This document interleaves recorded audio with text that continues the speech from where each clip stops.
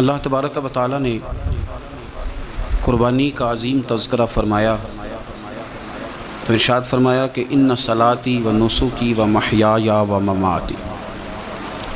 اے محبوب علیہ السلام، بے شک آپ یہ فرمائیں کہ بے شک میری نماز اور میری قربانیاں، بہت تفصیل میں ڈیٹیل میں جانے کی ضرورت نہیں، قرآن مجید نے مختصر بات کی کہ میرا جینا بھی اور میرا دنیا سے جانا بھی، نماز بھی، قربانی بھی، جینا بھی، مرنا بھی۔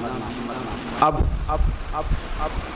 اس اجمال نے ساری تفصیلوں کو اپنے اندر بند کر دیا ہے۔ جتنی تفاصیل قربانی کے بارے میں، راہ خدا میں دینے کے بارے میں ہو سکتی تھیں، وہ ساری اس آیت نے بند کر دی، بات ختم کر دی۔ بے شک میری نماز، میری قربانی، میرا جینا، میرا مرنا للہ رب العالمین، اس رب کے لیے ہے جو تمام جہانوں کو پالنے والا ہے۔